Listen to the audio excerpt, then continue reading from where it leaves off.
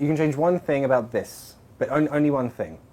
What do you change? Of you? Yeah, just one thing. Let's see. Just nose. I'd just make the nose a little shorter. My nose? Yeah, I probably would I would lift your nose up just a little, just the tiniest bit. You'd be a good Jason, what's his face? California, the land of dreams, rich people, beautiful people, and for a short time, me. Can I join these people? Can I also be beautiful? I sat down with Dr. Richard Ellenbogen, a plastic surgeon in Beverly Hills, to find out just how beautiful I could be. Wow, look at that face, look at that jaw. I want that. Where does that fat get taken from? From the love handles? From the love handles. Wow. You're an excellent donor. You have plenty. Okay, that hurt, but before I decide if I'm going to get plastic surgery, let's learn some grammar first. I started this video knowing that I don't love my face, but also, who does? Like, who looks in the mirror and goes, wow, my face is incredible? No one. But with an open mind, if I decide to change something, then it'll be for a good reason. But I didn't know where to start, so... What would you recommend to improve all of this? What would you recommend? Okay, what I want to do is I'm going to take some pictures of you. I'll put it on the computer, okay. And I have a special plastic surgical Photoshop that I do. Sounds great. So he took photos of my face, showed me what he would change, and already my confidence took a hit. So what I do first is we get rid of a little bit of that neck. What we do is something called fat grafting. We take some fat from your waist by liposuction. We inject it into this area to make the face appear just a little younger, that you haven't lost that fat, which is a 30-year-old characteristic. It annoyed me how much I really liked the changes he was showing me. And I can see how easily people might start getting plastic surgery. So to understand the rest of this video, first we need to learn some vocabulary and grammar. When you ask someone to do something for you, think of services like haircuts, repairs, or surgery. We have a special type of grammar for that. The action's more important, and we don't care who did the thing for us. For example, a haircut. The hairdresser cut my hair. Subject, verb, object. Easy sentence. But no one cares about the hairdresser. If you tell someone about your haircut, the action is the focus of the sentence. Everyone knows who did it, so we don't need to say it. So maybe change it to passive. My hair was cut. Grammatically fine. And if you need a video on the passive voice, I've got a great one. You should watch it, it will change your life. But that doesn't sound right. Why not? Well, like I said, if you ask someone to do something for you, we use a special grammar structure for that. It looks like this. I had my hair cut, or I got my hair cut. You can use the verb have or get in this structure, and it means the same thing. That should be past tense because this is finished. That happened in the past. So, had or got, past tense. Then, what changed? In this case, my hair. And then finally, the verb. And the verb should be in verb 3, the past participle form. You know, like do, did, done. Done, that's the verb 3. That's the past participle. Difficult to see with the verb cut because that doesn't change. Cut, cut, cut. Let's try a different verb in a different example. From my life, about 5 years ago, I think, I used to wear glasses or lenses. And I hated it. I was like almost blind without them. So I decided to get eye surgery. So how can I explain that? Again, I asked them to do the eye surgery to me. So, I, have or get. I'll use get because I got, past, my eyes. The verb is laser because they use a laser. So that's a regular verb, lasered. I got my eyes lasered. 5 years ago, I got my eyes lasered. Best decision I ever made. But also, usually, we just change the verb to done when the verb is obvious. In that case, if I tell you, oh yeah, I'm not wearing glasses today because I got my eyes done, we both know generally what happened. Some surgery, now I can see. Same with hair. Usually you would tell someone, oh, today I got my hair done. Yes, there are many things you can do with your hair. So, if you want specific details, what happened exactly? You could ask this. Do you like my hair? Just had it done. Dude, cool. What exactly did you have done? Yeah, I had it cut, I had it dyed and straightened. Again, remember that this is something you ask someone to do to you or for you. Services, for example, like, let's say my phone is broken, I can't fix it, I need to ask someone else to fix it. So let's try that. Well, it's necessary, I need it, so I need to have or get, have. I need to have my phone, and the verb is fix or repair, doesn't matter, in verb 3. Both are regular, that's easy. I need to have my phone repaired. I need to have my phone fixed. Easy, right?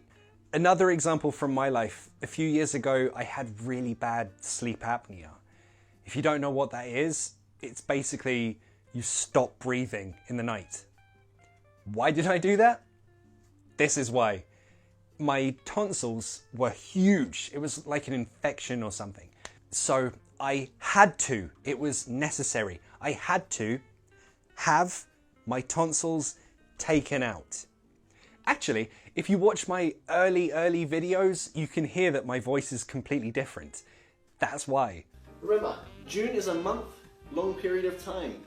Remember that verb is in the verb 3 form, past participle. Take, took, taken. I had to have my tonsils taken out because couldn't breathe.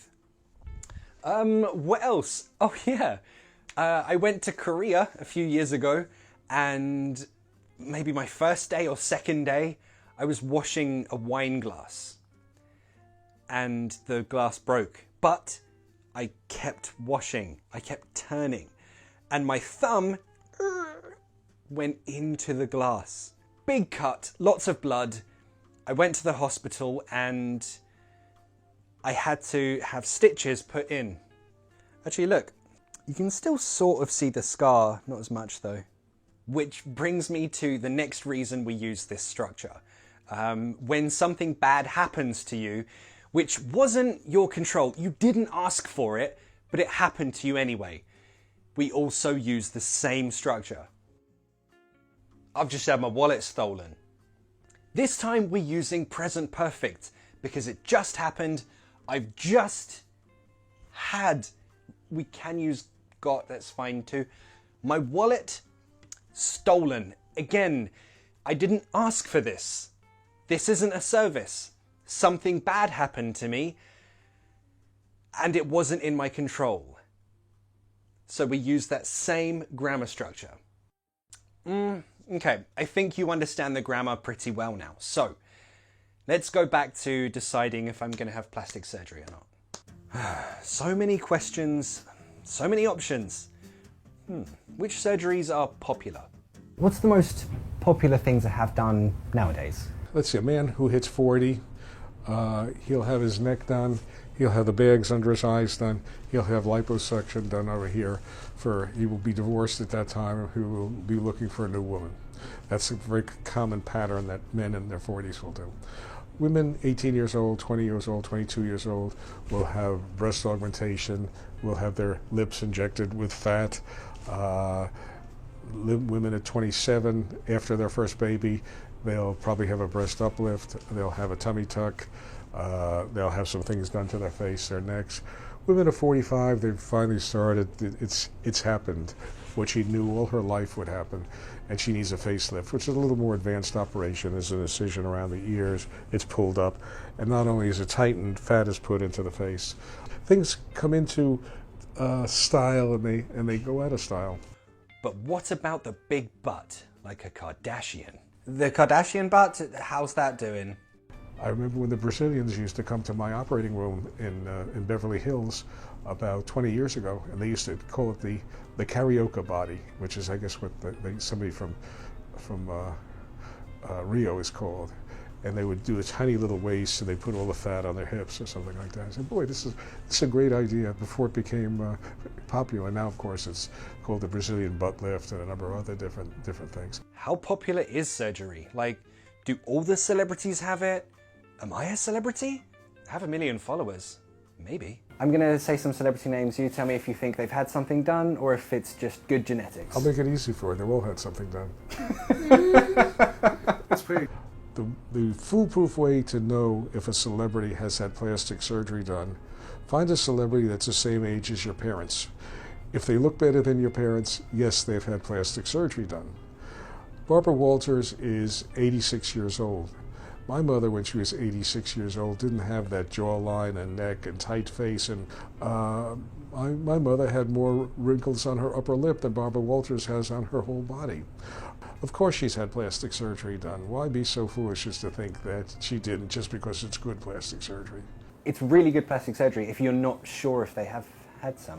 Yeah. You're sure, but you're not sure. Yeah. You know, some people fool me. Some absolutely fool me 100%. But I can't tell if they had it done. I mean, everyone asks about Kim Kardashian. She denies that there's any plastic surgery there. She says all good genetics. Come on. What do you think? Of course she's had this done. Of course she's had her lips injected. Of course she's had fat injections to her butt. Of course she has butt implants in there. Of course she has breast augmentation. I mean, people don't look like that, without any question in my mind, you know. Bridget Jones. What changed exactly? Eyes. She had heavy eyes, and she had them deepened. She had her eyes deepened? Yeah. She had heavy eyes like this, Yeah. and they took this off. But what if something goes wrong? I mean, we've all seen Michael Jackson's nose. What went wrong with Michael Jackson's nose? We were supposed to do him. Myself and another plastic surgeon, we were going to do him. You could have fixed that. Yes. We had it all planned. Anyway, he went to Germany to do a show, and this German doctor who's like, I will fix you, I can do it. The American doctors, they don't know nothing. Anyway, so this guy talked him into having another operation. That's when his nose collapsed or so. So anyway, it could have been fixed. We could have done it. But he's not, you know, the average person that you can do this stuff on. You know, you can talk realistically to them. You can make them lay still for a while and listen to you. You can make them have 2 or 3 hours of anesthesia in order to do it. But you know, too many people depend on him. Too many people make money from him. So Right. So he is a commodity, not a real person. He doesn't make his own decisions. It's a tragedy. You know, some of these terrible things that happen are just tragedies. Dr. Richard Ellenbogen, thank you very much for your time. It was a pleasure being here. Pleasure is all mine. I enjoyed it. No, it was mine too. I enjoyed it. So what have I learned from this? Well, I mean, I don't want a Kardashian, but I'm probably not going to get any plastic surgery, and I think my nose is fine. So what have you had done? What would you like to get done? What are you having done right now? Maybe you're having a laptop fixed, maybe you're having your nails done, maybe you're having your hair done while watching this video. Let me know in the comments, and I'll see you in the next class.